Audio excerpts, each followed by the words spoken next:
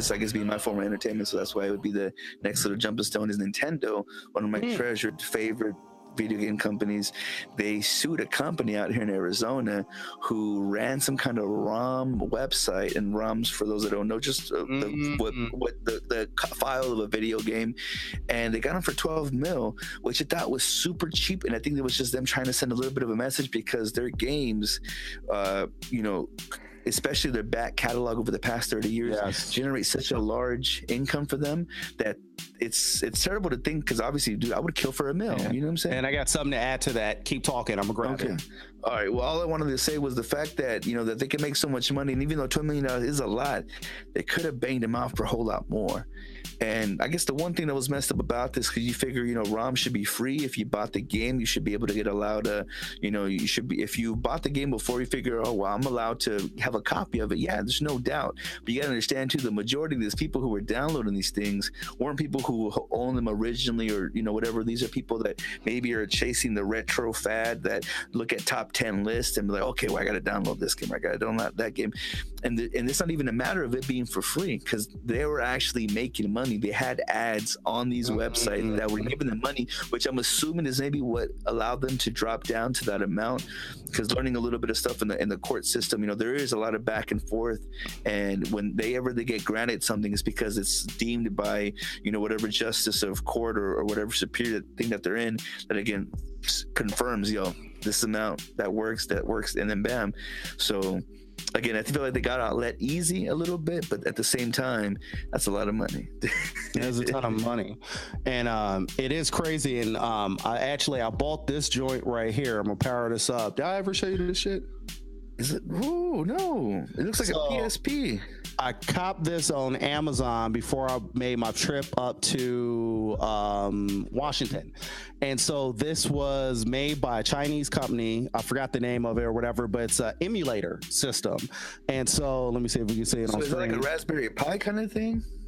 Wait, a what? Because there's something called a Raspberry Pi, and apparently they sell them at stores online, like at Fry's Electronics, and it's like a little computer part, and they pretty much it just runs emulations of stuff. I don't know if that was the same hardware. So yeah, but probably a similar thing, because it's an emulator, so it has arcade games, it has Neo Geo, it has Game Boy Advance, Super Nintendo, Sega, regular Nintendo, Game Boy Color, Game Gear, regular Game Boy, and so on and so forth. And so it has like 1,000 games on here. So like, for instance, Neo Geo, I can go over to Mega Slug. Yo, Metal Slug was the shit on Neo Geo. Let me quick, and I wish I had my Switch on me here, because I've literally bought this game a few times. There's a Neo Geo game you got to get called Stormtroopers. Oh, Stormtroopers, okay. There's a 1 and 2. Number 1 was the best one. Yeah, yo, Metal Slug, and even that, I bought the anthology on the PS4. Yeah. They made 10 of those games, and for whatever reason, I keep rebuying number 3. I don't know why the hell that it's not like I have a. It just always ends up being available. That looks clean, man. Yo,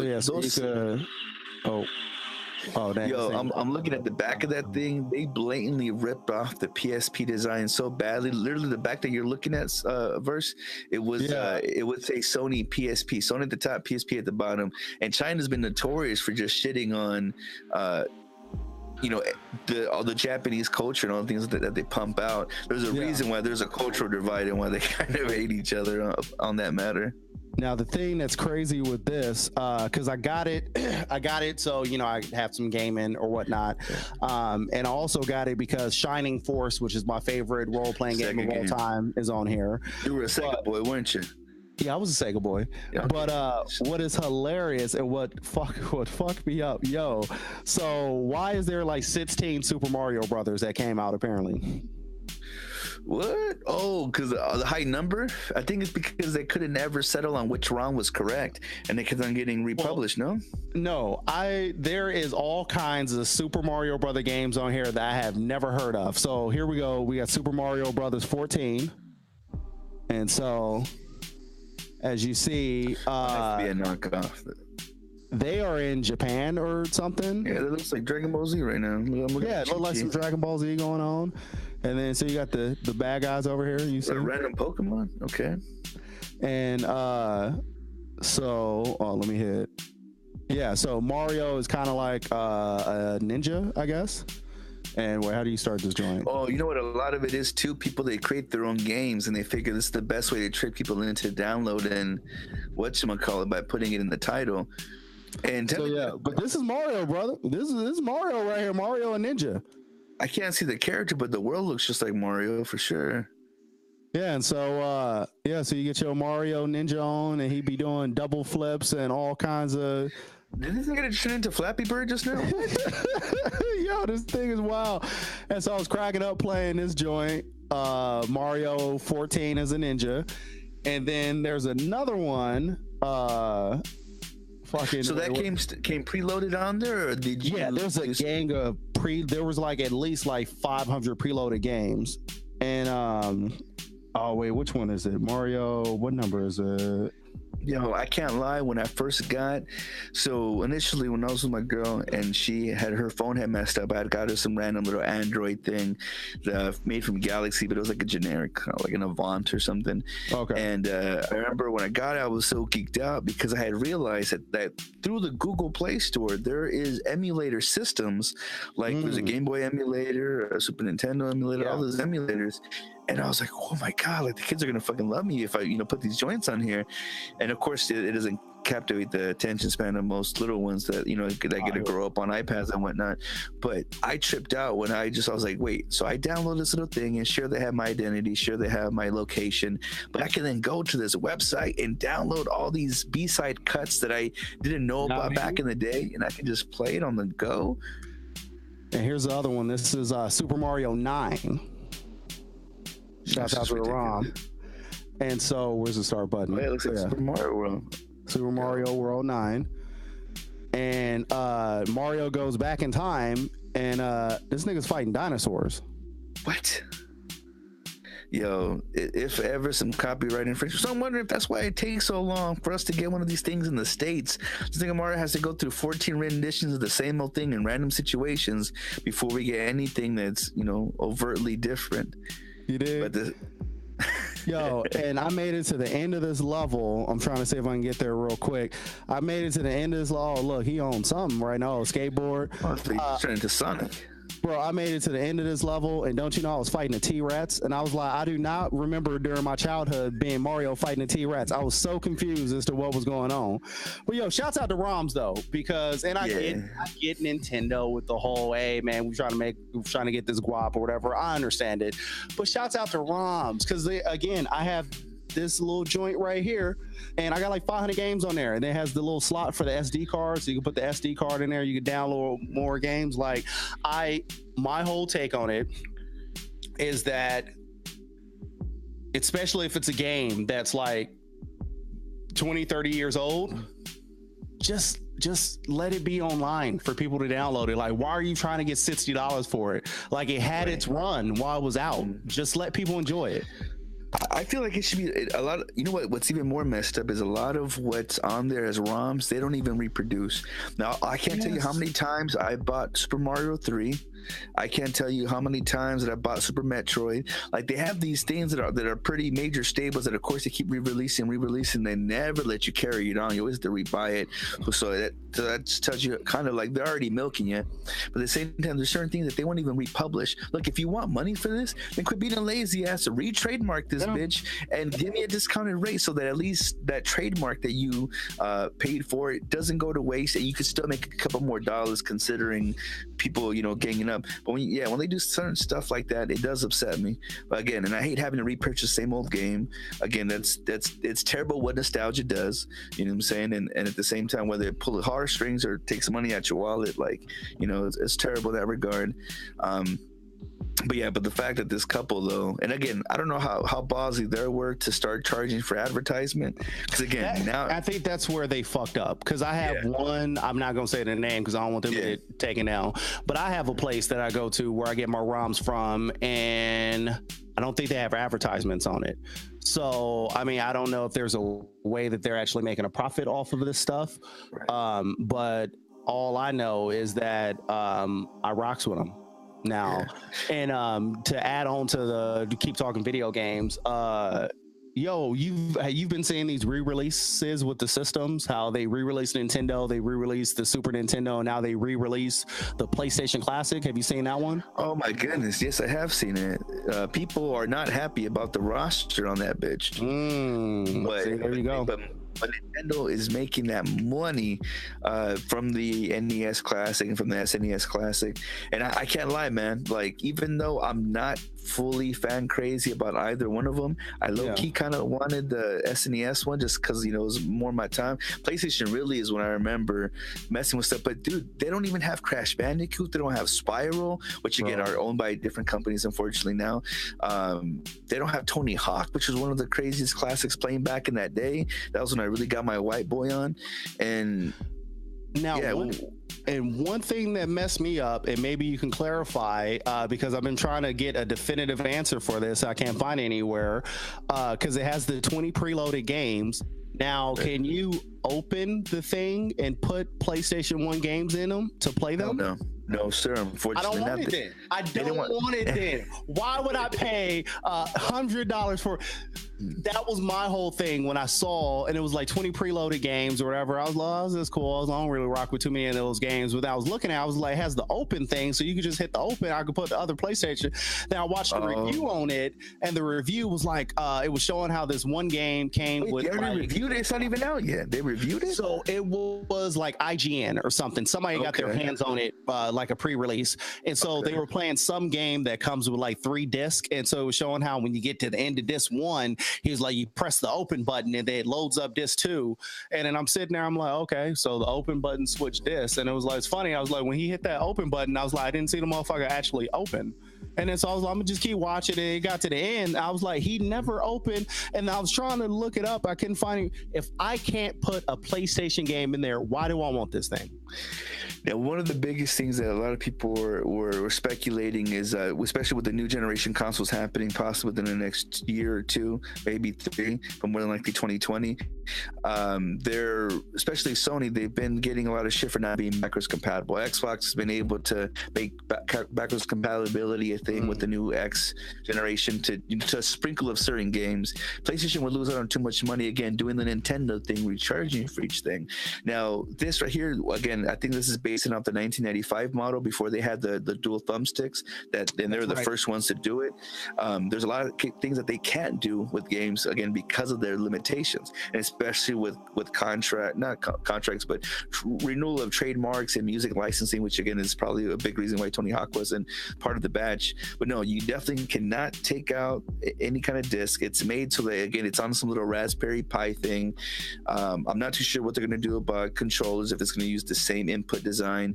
But the thing with the NES Classic, right, and then they don't know whether they would go USB or they would use, see, Nintendo, for whatever reason, when they mass produced the things for the Wii being one of the best selling systems ever, being at 100 million out the gate. I think PS4 may or may not have caught up to that already or not. I think they're at 80, but because of that, they had to produce so many of the female out or male out ports of the controller for the Wii remote.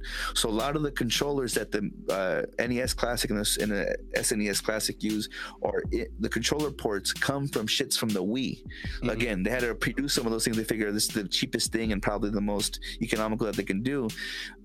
In order to add actual inputs and stuff, that would cost the unit to be more expensive, and that's already pretty damn expensive. So I don't know if they're trying to, because technically the NES was 60, the Super NES was 80, and I'm not too sure if this thing includes both of these controllers, but since they're such shitty controllers, I have no idea. So they are USB, right? Controllers. Okay. Yeah, 2 USB controllers, all in the package for $100. So again, that's as cheap as that they could possibly make it. But again, these games are real hella lackluster games, and they don't have a USB device, so hopefully you can try to buy more things. This is really going to be just for those who are going to feel like a bit of nostalgia while you're waiting in line to get whatever Black Friday deal. Like, this is so that you don't leave the store empty-handed. And my whole thing, and like, was it with did they do the same thing with the Nintendo and the Super Nintendo? Could you not put the original cartridges in there and play them? Yeah, correct. Because it was just supposed to be a miniature version that connects straight to HDMI. I don't want this bullshit then. But see, now the one thing that you possibly could do, because they definitely found ways to hack it. There's no doubt. Once you release something, it's going to be hackable. And supposedly people have really pimped out their SNESs, which is again reason why I would want it, so I can, play some of the stuff I never had the chance to do back in the day. But when it comes to the PlayStation, when mind you, I'm a Sony fanboy. There's no doubt I'm gonna keep riding hard with them. I'm ingrained in the economy of it. But at the same time, like to go back, because you could all these games you could buy for $4 to $5 on your current PlayStation system to replay them joints, and you won't be forced to play things that you're going to be forced to have to play because there's a limitation to this thing. And the thing too is this generation, it's at such an early part of when we were evolving in gaming. They're so dated. Like, you know what I'm saying? It'd be one thing if you had, like, I don't know, Gran Turismo, which is a Sony staple, and I guess Ridge Racer, which is one of the racing games they have on this joint. It's pretty arcade classic, but at the same time, like, you're not gonna service yourself by going that far back. It's just you're gonna just look at it like this is ugly. And my whole thing, I just think all of them have dropped the ball with these re-releases. What would make these re-release? There's always, like, there's one way to do it to make money off of it, and then there's another way to do it to kind of change the game, if you will. And I think to change the game, they should have did the re-releases where, hooks up HDMI to your TV and all that, because everybody has HDMI TVs nowadays. But then you should also be able to play your back catalog and plug in your own games in there. And then that makes that one little factor right there literally changes for all these, from if I'm gonna buy it to not buy it, because I don't need you to tell me what games. Like, I would much rather just let me get the system. You could preload it with whatever you want on there, and then let me go out and find the actual original cartridges and put them in. So biggest mess up, and if you can you Google Neo Geo Mini? The biggest mess up about that is the fact that if they were to do that, they're not going to make any money, because they're not going to republish and get these black discs that they came on for them. And then especially because those shits can be copywritten, you know what I'm saying? Those could be written over, so there's so much that they'll lose out on, because what's going to happen is it's going to give the third-party market, the collectors who have these shits priced at $400 a piece, they're going to give them the opportunity again to have their shit in the forefront, because they were crazy enough to hold on to it for the past 20 years. So like, or more than 20 years, 25, 30 years. So at the same time, like, they don't want to miss out on that opportunity, which is unfortunate, but that's just what the business that it is. And in that same regard, man, I was thinking to myself, man, this is so ridiculous. I would never want to buy one of these things, because they just, sure, it's cute, sure, it gives you a way to connect right to HDMI, which is pretty much the standard. I don't think I have like one TV, and it's just because I use it for some BS to keep the kids entertained that doesn't have an HDMI port on it. So, and is this the Neo Geo Mini, bro? What are your thoughts just by looking at it? Because it's technically an arcade cabinet, but literally you can have it on your desk, like it's as big as your phone. What's your thoughts just by looking at this thing? Like, it's cute. I wish it was a little bigger. It's cute. So, and again, I think it's going for 120 from what I can tell. I think that's what I saw, or it looks like 110 at GameStop. So yeah, 120 and all that. Once you get, so I wish it was 130 at Walmart, because I think it's so damn adorable. Now, the cool thing about this thing is it does have HDMI out, so you could definitely put it on your big TV. I think this is meant as a novelty to have at your work desk or whatever, you know what I'm saying? Which, wouldn't it be dope to be in between accounts and just get a quick little round of, Metal Slug? Because it ain't like you're that good anyway. You're gonna die off the top. So, yes. me get one little life in here real quick. But what sucks is that, although that being a smart opportunity, this shit is not battery based. Now, it does use a USB-S connectivity thing to charge it, which again, it's as simple as connecting to your work computer or whatever. But I feel like they really dropped the ball by not having batteries be an opportunity. Again, using a USB is super convenient nowadays, but the fact that it didn't have and I guess you always buy a little battery pack, it doesn't matter really. But again, it would have been a nice convenience. There is a little bit of, from what I've read and heard, there's a little bit of grain, I guess, when you do go from that tiny screen to HDMI. Because obviously you're dealing with 480, 720, 1080, whatever the hell. So of course it's not gonna look as pretty as it is on that screen, but it does work. It looks pitch perfect on that tiny screen. I know the one thing I did like about my little handheld thing here with the Neo Geo and the arcade games is, well, no, I love the fact that all you got to do is hit the select button, and every time you hit the select button, it's like you're putting quarters in it. So like I got like infinite lives, man. I just throw a whole bunch of quarters in there, and I just have at it. So I'm gonna beat all of these arcade games because I got infinite quarters I can throw in them slots. So that's crazy though. You know what's kind of funny too is that being, you know, a poor little ghetto boy from the South Phoenix, not being able to have that many quarters, so meaning I didn't have that many lives, meaning that my love for video games, but also my lack of any talent in playing them, made it very difficult for a man on a budget to be able to enjoy. And now I got the select button.